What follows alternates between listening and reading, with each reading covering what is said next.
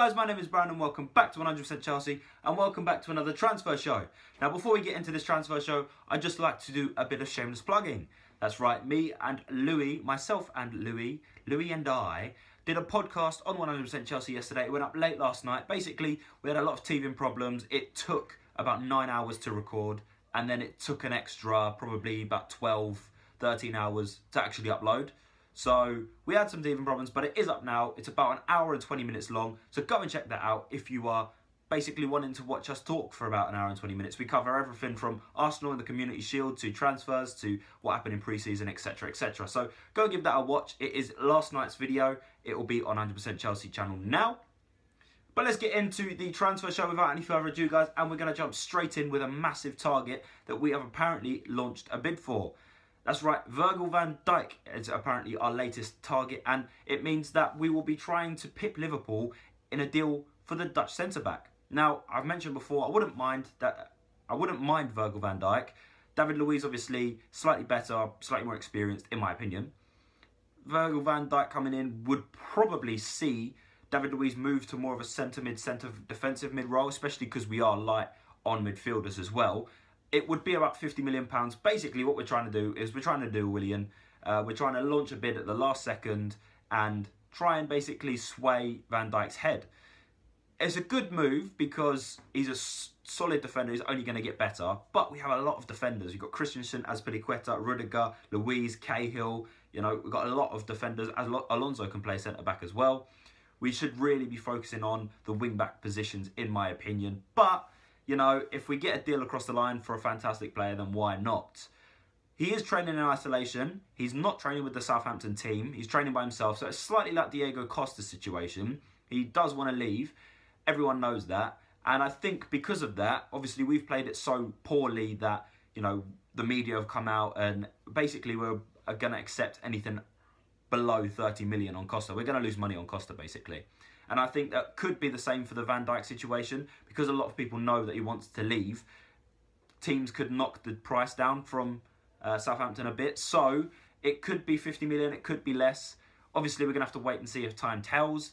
But my inkling that he's going to go to Liverpool, I just think it's another rumour because we're linked with everyone. It's another rumour. It'd be a good rumour. It'd be a good one if it was true. But we'll have to wait and see. That's my favourite saying, we'll have to wait and see. But we are going to have to wait and see. Moving on to the next one, and we have got Antonio Candreva. Yes, basically, we're getting close for Candreva. Whether you like it or not, the 30-year-old Italian winger is going to come to Chelsea, as it seems, basically. It seems to be around 22, 25 million pounds, the move. It looks like it'll be a short-term deal, maybe a couple of years. Obviously, the club don't like to give long-term deals to players over 30 years old, with John Terry, Branislav Ivanovic, John Obi Mikel, all getting one-year extensions once they turn 30. You know, Frank Lampard, another example. So it looks like he's going to come. He could provide competition for Moses as a wing-back, but if he's looking to play as a winger, we've already got Willian and Pedro, who in my opinion are a class above Candreva. Obviously, I don't rate Willian as much as I do Pedro, but I still think that Willian's got more to offer than Candreva has. However, saying that, like Louis said before on the podcast and on a transfer show, that he is an Antonio Conte player. He's a signing. He's proven in Italy. Conte likes him. Conte managed him under the Italian national team. So he's a good player. He's Conte proven.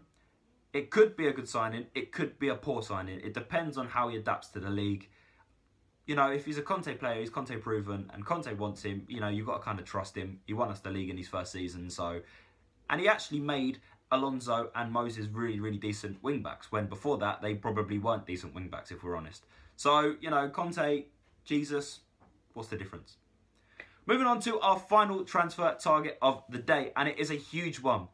Basically, out of nowhere, you know, with the Neymar deal going through yesterday, there was loads and loads of rumours that Real Madrid are trying their hardest to get Mbappe. Obviously, because now Barcelona are interested in Mbappe as well, it means that they've got to act faster. One way to fund the deal, they're looking at selling Gareth Bale. We have been linked at trying to get Gareth Bale as well as Manchester United. It'll be around £90 million. Now, you may think, well, he's a Tottenham boy. Why doesn't he go back to Tottenham? I don't think Tottenham would pay £90 million. However, I think Tottenham would be interested if the price is right for him. Obviously, he's a Tottenham boy. He was there for ages, obviously before, after he moved from Southampton. But he was a Tottenham boy. That's where he kind of made his mark. I would like to see Bale. Let me rephrase that. I would love to see Bale at Chelsea. Imagine a front three of Morata when he's proven, Bale and Hazard as a front three would be ridiculous. We would just rinse opponents. I do think it's another media bullshit story. I didn't want to swear, but, you know, I did. It's another media bullshit story, in my opinion, because I can't see Bale leaving. He's only been there 5 years. 5 years he's been there now. 4 or 5. You know, Bale would be a fantastic addition. No matter what anyone says, he may be a bit injury prone. He may be not the best player in the world. But when you're in a team with Ronaldo, you're a team with Toni Kroos, who's up there. You're in a team with potentially Mbappe coming in. And you're in a league with Messi and Neymar, Suarez were also in as well. You know, you can't really shine as much as you do, especially when you are slightly injury prone. So I can understand where he's coming from, the fact that he could leave because maybe he's fed up of being in the shadow of Ronaldo. Understandable. I doubt it's going to happen, to be honest. I really do.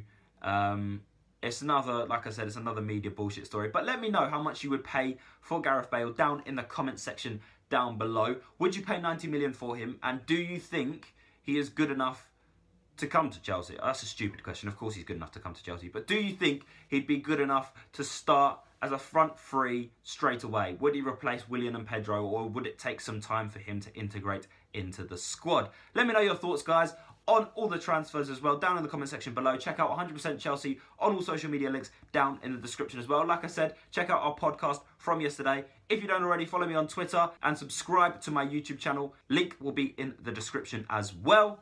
Thank you very much for watching, guys. I hope you have a good day, and I'll see you all next time. Peace!